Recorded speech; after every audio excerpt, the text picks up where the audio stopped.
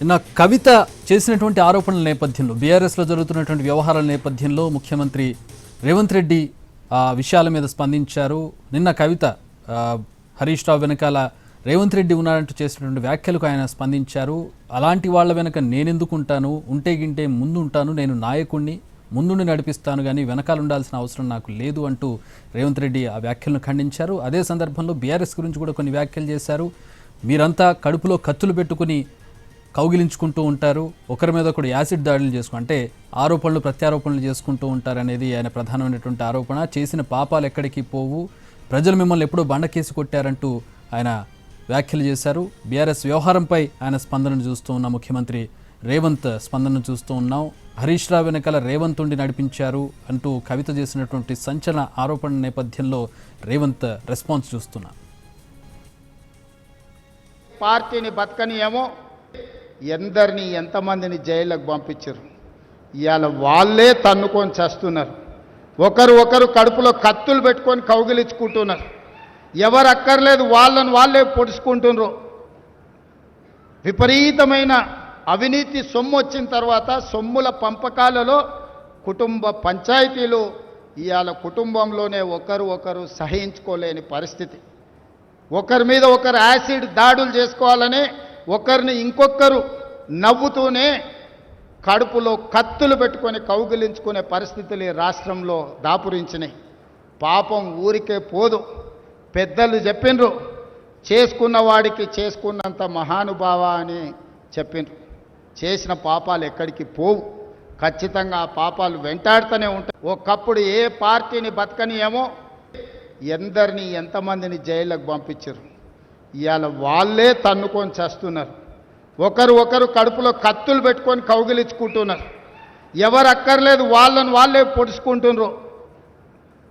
విపరీతమైన అవినీతి సొమ్ము వచ్చిన తర్వాత సొమ్ముల పంపకాలలో కుటుంబ పంచాయతీలు ఇవాళ కుటుంబంలోనే ఒకరు సహించుకోలేని పరిస్థితి.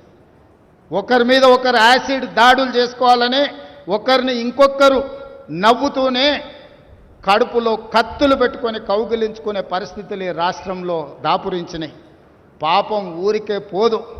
పెద్దలు చెప్పిండ్రు, చేసుకున్న వాడికి చేసుకున్నంత మహానుభావ అని చెప్పిండ్రు. చేసిన పాపాలు ఎక్కడికి పోవు, ఖచ్చితంగా ఆ పాపాలు వెంటాడు. ఏ ఈయన ఉన్నాడని ఈయన వెనకాల ఆయన ఉన్నాడని నేను ఒక మాట చెప్పదలుచుకున్నాను. అంత చెత్తగాళ్ళ వెనకాల నేనెందుకు ఉంటానయా? నేను నాయకుడిని ఉంటే ముందుంటా, మా వాళ్ళకు తోడుకుంటా. వాళ్ళ కుటుంబాలు వాళ్ళు కత్తులతో పొడుచుకొని హరీష్ రావు సంతోష్ రావు వెనకాల రేవంత్ రెడ్డి ఉన్నాడు అని ఒకరంటే, లేదు కల్వకుంట్ల కవిత గారు వెనకాల రేవంత్ రెడ్డి ఉన్నాడని. మీరంతా దిక్కుమాల్లో అని తెలంగాణ ప్రజలు బండకేసి కొడితే మీ వెనకాల ఎవడన్నా బుద్ధున్నోడు ఉంటాడా? అన్నం తినవాడు ఎవడన్నా మీతోని ఉంటాడా? నేను ఉండేది పాలమూరు జిల్లా 4 కోట్ల తెలంగాణ ప్రజల వెనుక ఉంటా, తోడుంటా, వాళ్ళ కోసం పని చేస్తా. నాకంత సమయం లేదు ఇంత పనికిమాలతోని కలిసి, లేకపోతే వాళ్ళ మీకు మీరే పంపకాలలో వచ్చిన పంచాయతీలు మీరే పొడుచుకుంటారు. మేము చూస్తే చాలు. జరుగుతున్న పరిణామాలు అందరికీ తెలుసు. దయచేసి మీ వివాదంలోకి మీ కుటుంబ పంచాయతీలను మీ కుల పంచాయతీలను మమ్మల్ని లాగకండి. మాకెలాంటి ఆసక్తి లేదు. మిమ్మల్ని ఎప్పుడో ప్రజలు తిరస్కరించిండ్రు. మీరు కాలం చెల్లిన 1000 రూపాయల నోటు లాంటి వాళ్ళు.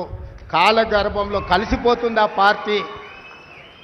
ఒకప్పుడు జనతా పార్టీ కూడా గొప్ప పేరుండే, కానీ జనతా పార్టీ కనుమరు. ఆయన వెనకాల ఈయన ఉన్నాడని ఈయన వెనకాల ఆయన ఉన్నాడని నేను ఒక మాట చెప్పదలుచుకున్నాను.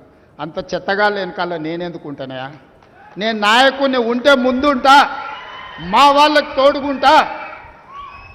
వాళ్ళ కుటుంబాలు వాళ్ళు కత్తులతో పొడుచుకొని హరీష్ రావు సంతోష్ రావు వెనకాల రేవంత్ రెడ్డి ఉన్నాడు అని ఒకరంటే, లేదు కల్వకుంట్ల కవిత గారు వెనకాల రేవంత్ రెడ్డి ఉన్నాడని.